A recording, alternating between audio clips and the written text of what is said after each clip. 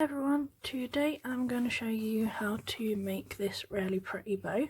I'm not going to name it in the video because I haven't decided yet what I'm going to call it, because this was basically me playing around with the ribbon when I was making this previous bow that I did the tutorial on, and I discovered I could make this shape as well.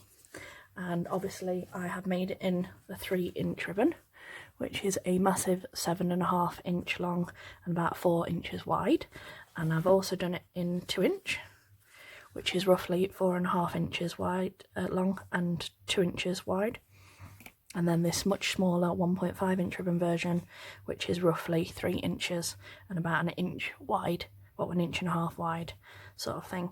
So like I said, it's a really pretty style, as you can see. Really pretty shape. So I'll get into the video and show you how to make it, and I will tell you the measurements for the 2-inch, which I'm using in the tutorial, but don't worry about everything else because the measurements are always in the description down below. Okay, because like I said, I do talk too fast sometimes and I'm well aware of this. So for this one, I've got an 80cm piece and a 40cm piece. Okay, and the top one is the pattern, which is this lovely rose print, and what I've done is I've heat sealed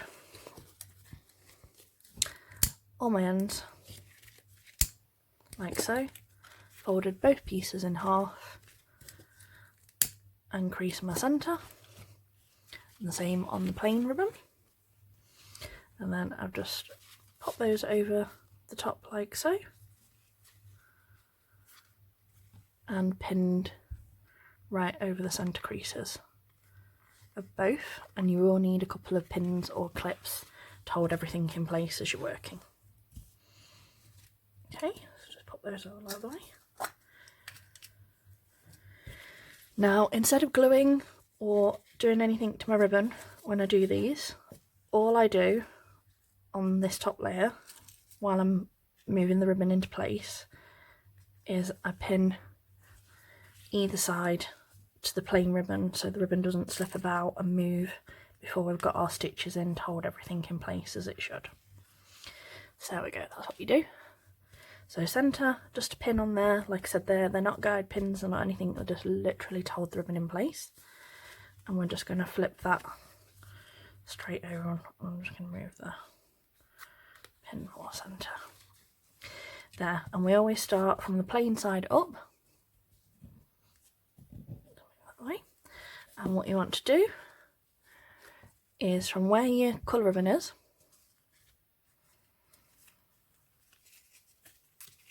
bring that over like this. So from there, loop round using that centre marking as a guide, and what you want to do is you want a very small, so where your printed ribbon is, you want a tiny little sort of 1/2 centimetre overlap of the plain to wrap round. Now hold this piece really tight and take your tail that's come underneath and bring that through your loop like so, and then over, and you pin here before we put our stitches in. So I'll show you again. So plain side facing up, round, so you get this shape, like I said, about 1/2 centimetre, so that your pattern ribbon is just below the fold that we're going to do. Fold that down so the tail of the ribbon is coming towards you, and then up through your loop and round, and then I take that pin that we used to hold our ribbon in place and you pin through all your layers here like so.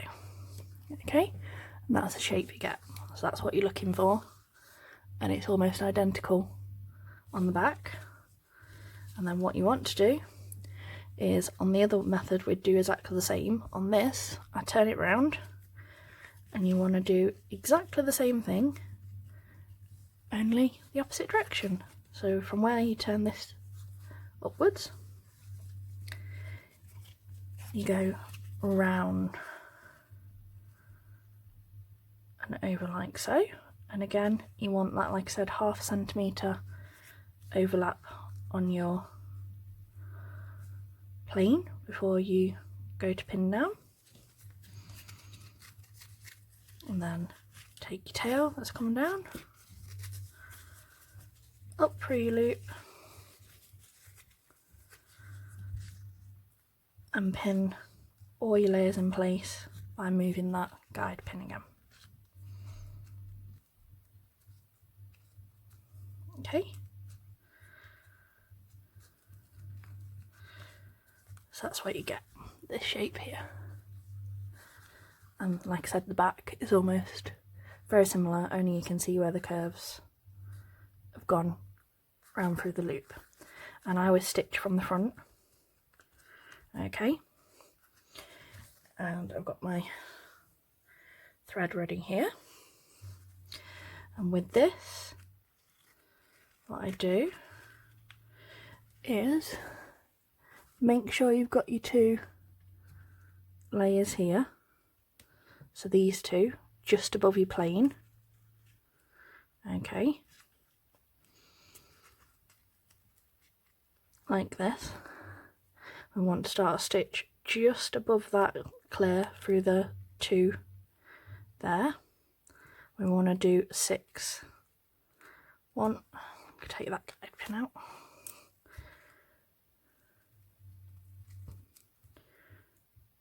2, 3, 4, 5, 6. So in 1, 2, 3, 4, 5, 6. Okay, and the back you should have 1, 2, 3 and out. So in 1, 2, 3 out. Okay, so pull that through, and what you need to do with this is try and get your stitches. You need to get through all your layers, but you need to be very close to that centre, because otherwise when we're wrapping our middle we'll be able to see the stitches, and obviously that sort of defeats the point of the bow.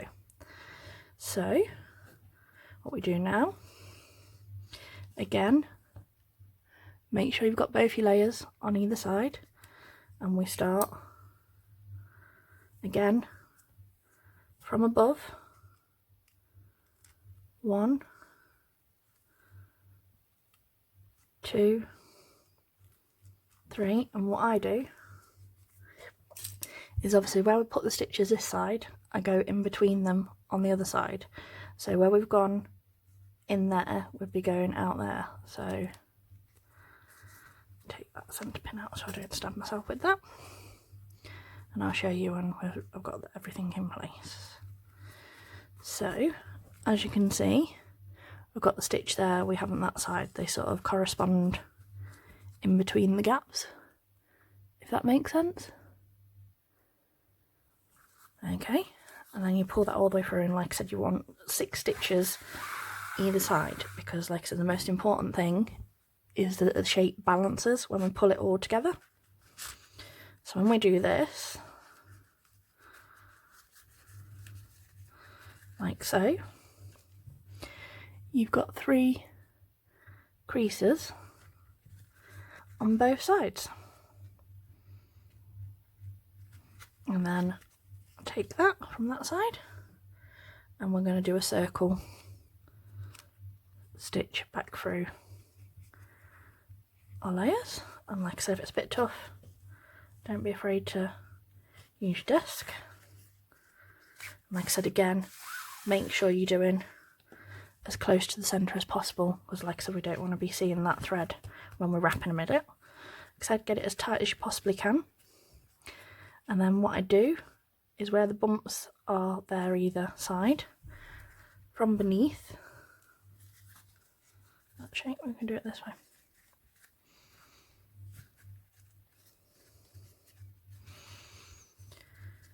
So the other thing I like about this one is, as you can see here, the creases are really nice. That side they're nice as well, but I prefer this side. So whichever one turns out best for you. From above, and again, like I said, make sure you're doing it really close to the middle.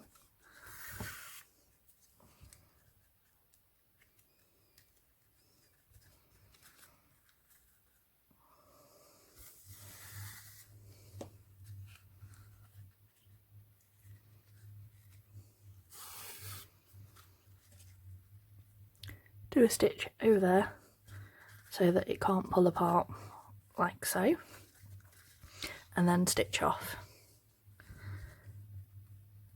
in the back.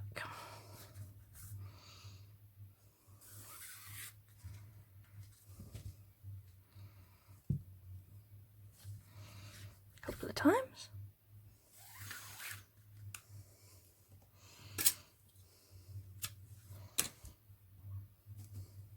Let's just move that out of the way. And there you go. There you've got your really nice, pretty shape. And we will just add our clip and our middle, and then we're all done. Like I said, not half as complicated as it actually looks. Just add a touch of glue here.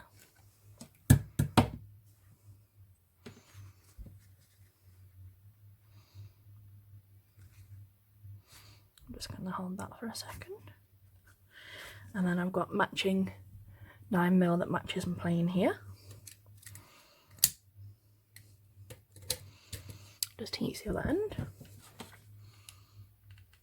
That glue just there. Open our clip again. Be careful not to get glue on the back of your bow.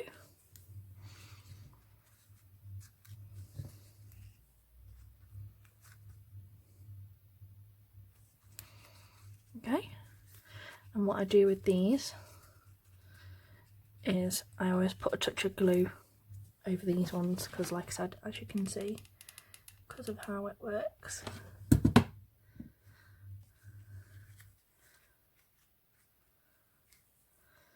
we go. I want those creases to stay nice and pretty. Right, wrap round at least twice. Make sure you can't see that ribbon underneath.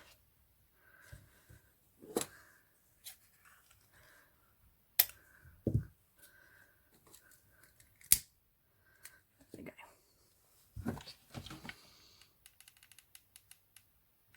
Touch of glue there.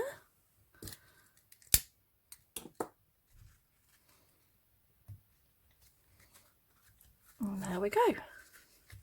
There is our super pretty bow.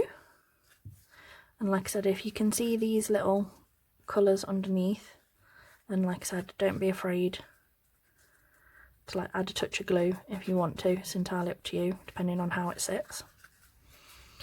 And like I said, there you go. That is how pretty and simple it is.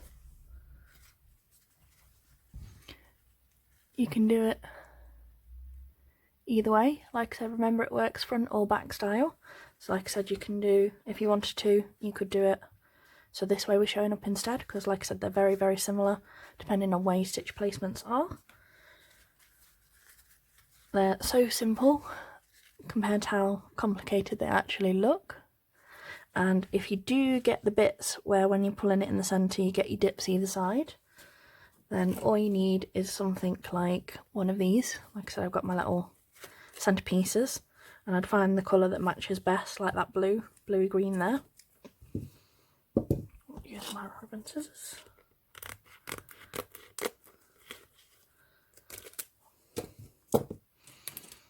Okay, so I've got something like this. Just trim that down a little bit.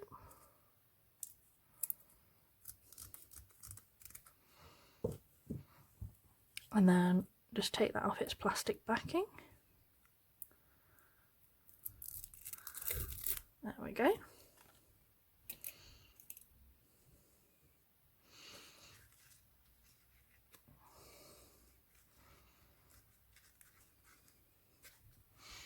You could do something like that, or you could do beaded centre, or you could have an embellishment or anything like that you've got as well.